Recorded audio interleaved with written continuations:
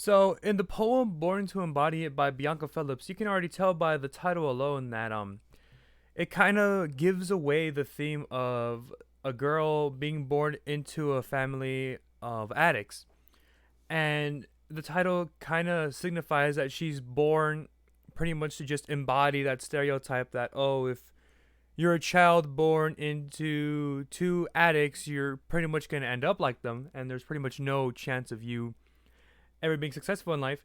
And as you read on, you're going to see that there are a lot of little subliminal hints and kind of like hints to, like, oh, she doesn't want to be in this family. She doesn't want to live up to the quote unquote legacy of her father and be the exact mirror image of her mother, but she pretty much has no choice because in real life comparison, when two parents conceive a child and the parents are still using narcotics, the baby is born addicted to whatever narcotic they're using. So it's reasonable to assume that this girl might not be as addicted to whatever these parents are smoking as much as the parents are, but she still has that kind of like mental kind of thought inside of herself that I'm pretty much not going to be anything else in life besides an addict, so why not just embrace it? And you can see in this first little section, my body has never been mine alone. It has always been a shared space with the ghost of my father's past and my mother's favorite demons, leaving little room for me. So this paragraph says that her body is never going to be hers to do what she wants. She can never, do whatever she wants with her body. It's always going to have that sort of chain around her leg that you're going to be addicted to this thing because your father's past use and your mother's favorite type of demon, which could mean any number of drugs. But for this instance, later on in the paragraph, it's kind of hinted at that it might be methamphetamines due to the kind of like dirty methods people will go through to get it and the way it can be used. And we'll see it around the latter half of the poem. So you can see here and also in this part, leaving little room for me, meaning that there's virtually no room for her to be her own person, that she's going to be stuck with her addict parents and she's not going to really be able to make a name for herself outside of the kid that was born to two meth addicts. My body has been a battleground in someone else's war, an open wound incapable of healing. So this first sentence here means that her body is basically being used in a sort of figurative war where she's at war with herself, where when the moment she was born addicted to narcotics, and she was never able to later on in life ever make the choice for herself. Like from the front gate, she was immediately having withdrawal symptoms and such negative effects, and it's just not good for any child to go through. An open wound incapable of healing, meaning that first off, one of the ways meth can be injected is through needle, and you'll see that meth addicts who have been doing this drug for years have a lot of open cuts and wounds on their arms, legs, wherever that won't heal, and this kind of signifies that she will never be able to heal from the addiction that she was born with. If you heard that, that's my headset trying to automatically turn off. Okay, let me just turn that off real quick. So, excuse me. So, meaning that she won't be able to sort of heal from this injury that she acquired from both her parents, which is addiction, and it's kind of unfair to her as a person because she's going to have to deal with that open wound on herself and for the rest of her life when she didn't really choose to, you know, be born with it. And if you think about it, no one is really ever asked to be born. They're just born, and you know, that's just how we live in our society today. But in her case, she was never asked to be born an addict, but she was regardless. I am a product of my mother's fragility and my father's misery, an attempt at creation by two bodies designed for destruction, equipped with the insatiable desire to feel something no matter the cost. So this part of the paragraph, or the poem I mean, means that her mother's fragility, meaning, like, I'm not trying to sound like that guy, but most women that are addicts, they usually do it from a sense of being felt like if they're invalid and not wanted by someone in their life, and they see that, you know, taking a trip is just the way to escape the harsh reality that we live in. And most male addicts are using narcotics because, say, you lose a family member, you break up with the girlfriend you thought you were gonna marry, something like that. He's in pain. You know, he doesn't know how to really process that kind of hurt. So what does he turn to? He turns to various narcotics, and the combination of the mother's inability to see her self worth and the father's constant pain and self torment mesh together to create this child born of addiction and born into a life of just misery, pain, and an attempt of creation by two bodies designed for destruction. It's just never going to go well. Equipped with the insatiable desire to feel something no matter the cost. Now, here's where we get our first real hint that this is referring to a drug, especially meth, because meth itself is very addictive in the way that it quote unquote rewards the body for its use. It really makes you feel like something else, like you're out of this world, like, whoa, there's an alien right across the corner. It's insane, man. So people, usually meth addicts, once they get that first high, they're instantly hooked and they're going to want more and more and more. And that's what this part is referring to. The insatiable desire to feel something no matter the cost, which also refers to the constant tolerance the body builds up for the drug and the higher doses you have to take, and eventually the dark side of acquiring the drug itself, you know, through various methods I'm not allowed to say in this PG video, but you know, you can kind of see how, especially here, no matter the cost, meaning that no matter the cost of whether money or your own self-worth, your body, whatever, you're going to try and get that same desire to feel something, because when people are addicted to a drug, that's all they want. They want that drug. They want to get it in their system because that's the only thing that can make them feel anything in today's world. Well, not in today's world, but to them as a person, that's the only thing that can make them feel any sort of emotion.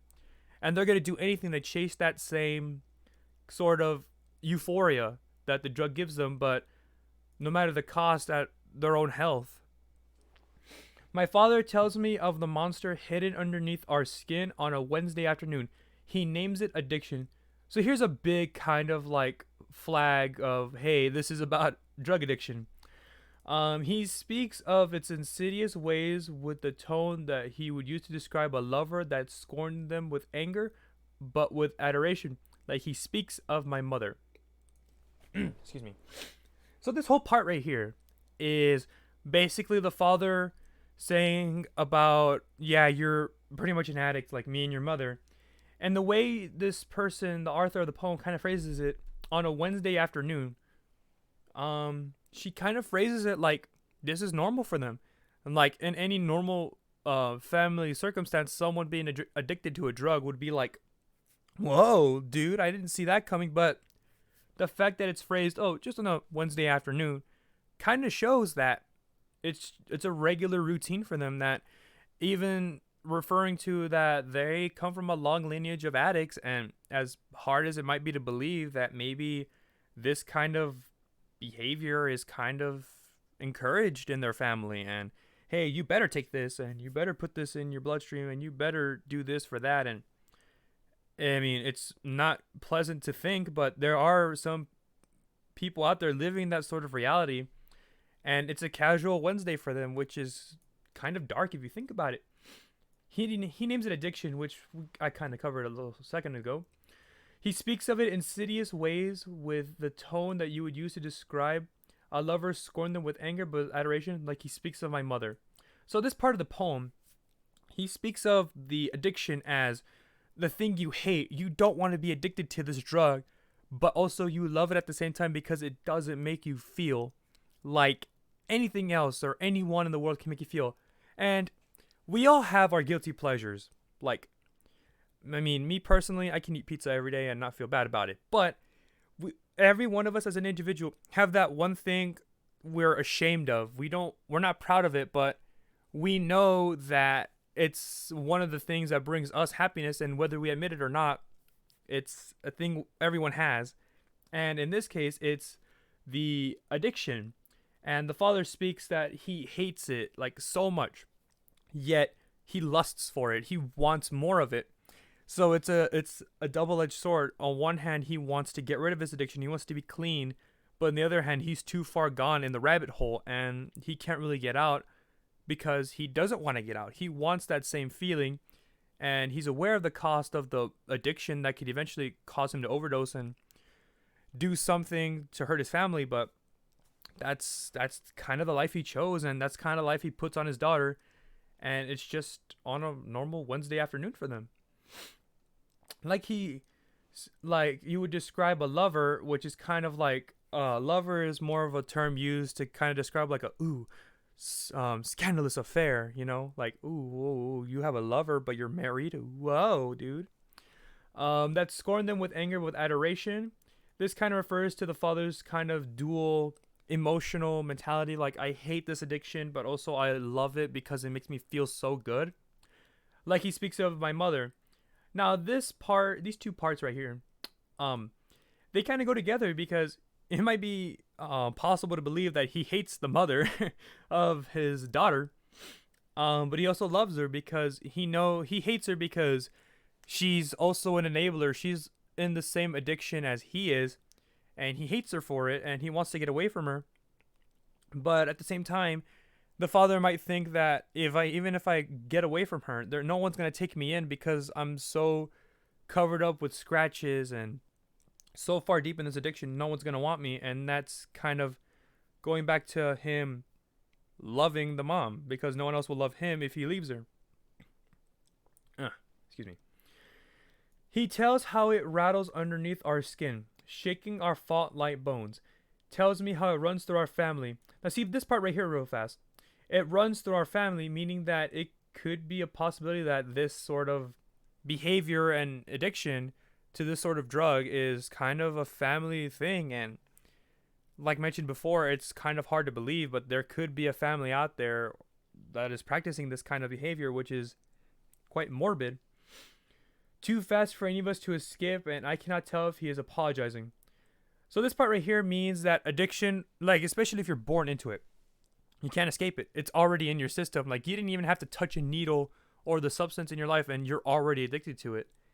And the father kind of describing it as kind of a way of him saying, I'm sorry to my daughter for bringing you into this life, but here you are. You're addicted. Sorry. And the daughter can't really tell if he's apologizing because, like mentioned before, he speaks with anger but adoration. And if you're sorry for something, you're not really gonna be reveling in the fact like if let's say you slap someone and you say sorry, oh I'm so sorry I slapped you. Like that's not really an apology. It just sounds like a sort of way to be like, hey, I'm sorry, but I enjoyed it. I'm not really sorry. So that's why the daughter can't tell if the father is apologizing for bringing her into this life of addiction. This means, he tells me, we will never know how to let go. That we will cling to something until it chokes us and let it and love it. So this can be really just summed up in the father saying that we'll never know if we can ever overcome this addiction because addiction, especially to meth, which is kind of what's being hinted at here, because of the strong references to hate, addiction, and all these other references to it, it shows that it might be hard for them to overcome it, and it might not even be possible to overcome the addiction before one of them overdoses or, does something to put them in prison or something along those lines. And we'll cling to it until it chokes us. It references back to this part right here, no matter the cost, meaning no matter what the cost is, you're going to do anything to get your fix, and regardless of the cost, you're going to get your fix, and that's just fact, and that's what this person is thinking in their mind. Until it chokes us, meaning, we overdose and we can choke on our own tongue and while we're high, and That's just what it's really referring to. And let it and love it, meaning that we're just gonna let the drug and the addiction overtake our body. Like, we're not gonna even try and fight it because we love the rush, the sensation of all this um euphoria that the drug gives us. And that's why they're just gonna let the drug do what it wants to them. Like, oh, you're gonna feel good for a certain amount of hours, but afterwards you're gonna be itching, you're gonna be picking at your own skin, you're gonna become hooked, you're gonna sell your daughter off into a very not family friendly sort of store and get your fix. Like, a lot of things can happen when you're addicted to methamphetamines because it's such a hard drug and it's very hard to overcome that addiction. He says these things like they're meant to be warnings, but they just sound like his wedding vows. I will love you until it kills me, and then I will love you more. So basically here, it's saying that the father is very well aware that he is addicted to his drug. He loves it to death, and he also wants to kind of put his daughter on warning, like, you might be addicted, but you're not as deep as us. So I warn you, the further you're going, the more you're going to love it, but it's dangerous. It's going to hurt you later in life, and eventually you're just going to be another addict in the alleyway and that no one's going to care about. And you will love it until it kills. I will love you until it kills me, and then I will love you more.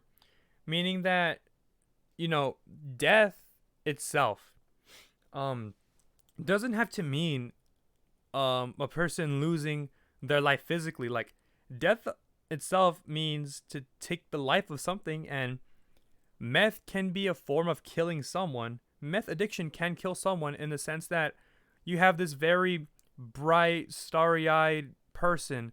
They get hooked on meth. They become half of the person they were. They don't seem like they used to. Their whole personality changes. Sure, they're still living and breathing, but they're not living life. Meaning that they're just worried about the next fix and how they're going to get it, instead of doing something productive with their life. And, love you until it kills me, meaning that the drug doesn't have to physically stop your heart, stop you from breathing to kill you. It can kill you by making you lose all your family because they don't want to see you go down this path, lose all your friends, somehow end up life in prison. And even after all of that, after you lose everything, you still want nothing but this addiction, this drug. And that's what this sentence is referring to, that killing someone doesn't have to refer to stopping them from living.